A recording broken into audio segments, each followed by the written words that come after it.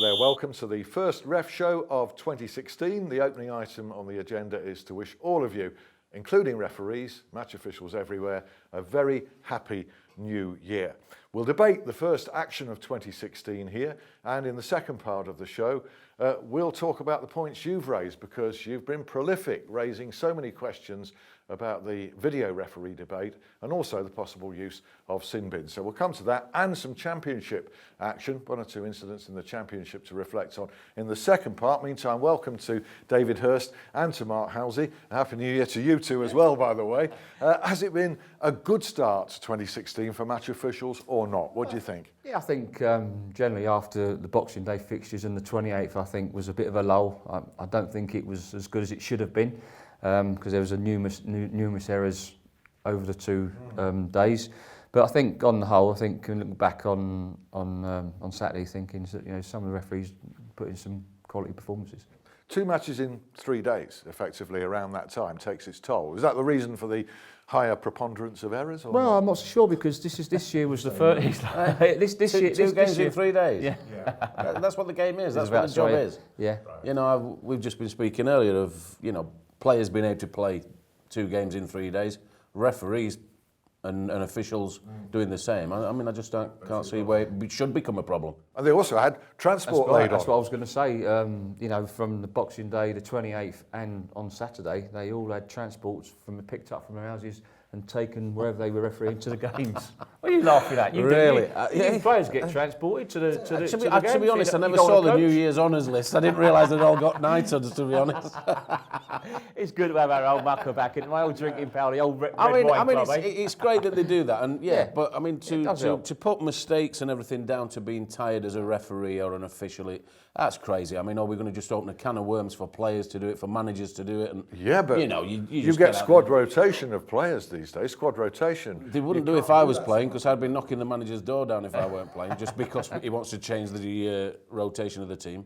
But no, referees, they're fit lads now. Yeah, they do rotate as well. They do everything, and the linesmen are doing what they do. New Year's resolutions, referees have them? Oh, of course, yeah, drink more red wine. No, that's yours. Let's not do the personal one. No, but you do. Obviously, you do make New Year's resolutions, and you hope for yourself you're going to have a good year, and obviously where you can, not make any errors. But I mean, that's inevitable. You are going to make them, but the best referees make less mistakes than the rest. Let's have a look at the weekend debates then. As you say, there were some quality performances. We'll come to those in a minute. I mean, opening up with Andre Mariner, if I may. This was Leicester City and Bournemouth. It was a goalless draw. Simon Francis gets sent off denying a goal-scoring opportunity. Foul on Jamie Vardy. Was it a foul? Because Eddie Howe was insistent it wasn't. Yeah, listen, look, yes, he did get the ball, but his trailing leg as well come in and took Vardy down as well. I mean, and any referee from where Andre was, there's no way he's going to get up in line with that. And from where Andre was, it's a penalty all day long. I thought Andre refereed well, but I thought perhaps he may have missed one later on. This was Gosling on Vardy. So, so really, Eddie Howe can think himself lucky that he never gave a second. He did nick the ball, but real time it looked a foul, didn't it? Oh, he did, yeah. He definitely played the ball. It's that trailing leg that's come and taken Vardy down. It's very, very difficult for referees in that situation. Difficult, definitely, because, I mean, where are we going with this of the fact that if there's any contact whatsoever, whether you win the ball or not, is that deemed as a foul? It's getting a little bit crazy on that respect. I mean, just because you win the ball, it doesn't mean to say it's not a free kick as well. We go well, back to that Luke Shaw challenge back in the Champions League, Man United v. Was it PS? Yes, PSV Eindhoven. Yeah. And I mean, people say, oh, because he's got the ball. It wasn't. It was a poor challenge. But it's not dangerous play. I think looking at that, I mean, I think that's where I want the law changed, because Francis has come in. He's made a genuine challenge for the ball. Okay, he's not denying a goal scoring opportunity because they've got the penalty. So let's let him have the penalty, but not send him off. Not send him off, because he's made a genuine or challenge. Maybe sin bin him. We'll come to that in the second part of the show. We'll come to that. I just think with the actual tackle, if you're winning the ball, that's your main aim. Now the fact that momentum and everything else takes another touch onto the player. to deem that as a free kick, I mean, I think we're just, again, treading on eggshells. Hirsty with the defender on this one. It's unusual. Oh, isn't it? Yeah, without a doubt. I mean, it's like I say, his intention is to win the ball. If he wins the ball, what happens after that, unless it's totally reckless and dangerous, then I can see the free Can kick. we call that a draw and move on? Bobby Madley's first game as a FIFA referee. This was West Ham's victory over Liverpool, 2-0. Great header, wasn't there, in that game? Terrific header. An example of how to head a ball. I taught him everything he knows, yeah. How can he talk about it? Did he ever head a ball? Did he ever score from it? Only when I fell over and landed on. But no, great header. And Michael Antonio as well scored with a header, former Sheffield Wednesday player.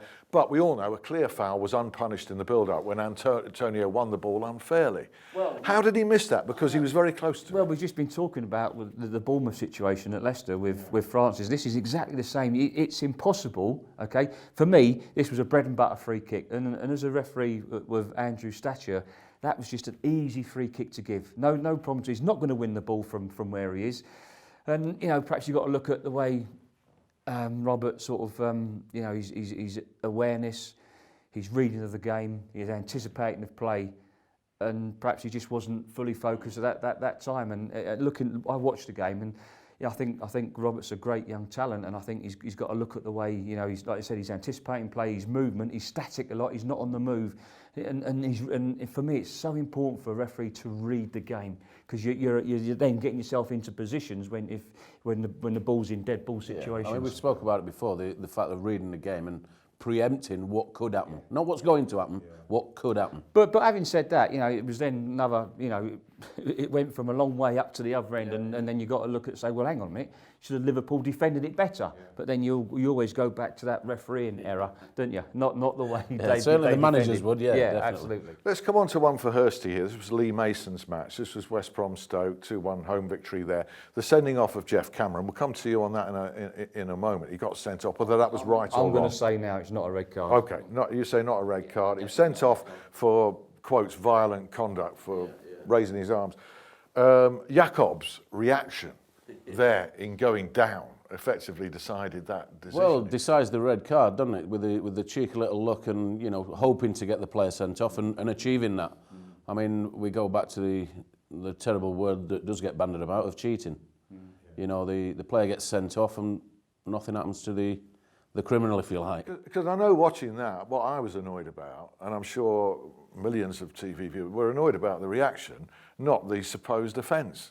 If there was an offence, what do you think? Mean, listen, I'm a referee that wants to see the game managed, the players managed. Now, was that a situation that Lee Mason could have managed? I mean, I suppose Cameron's asked a question because he's raised his arm, but he's pushed him. Yeah, he's not clenched his feet. He's just pushed him in the back. If he pushes him in the head or in the face, okay, you can think, okay, he deserved it. But he's pushed him in the back after a late challenge by Jakob.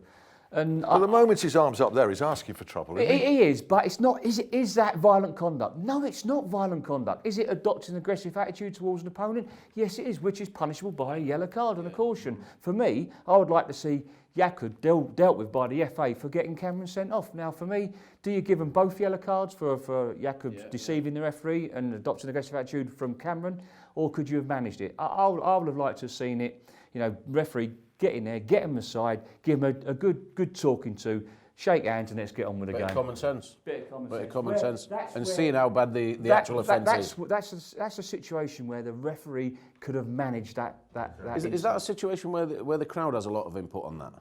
And the referee, as he's getting there thinking, they wanting it, do I go with it? Yeah, absolutely. I'm going to have to wrap up the first half now, so I'm going to have to input. We'll call that one a draw, but certainly on this show we hate to see that kind of thing from players getting players sent off. You can't blame Lee Mason because the way he's rolled about, the referee ain't going to take any chances. No.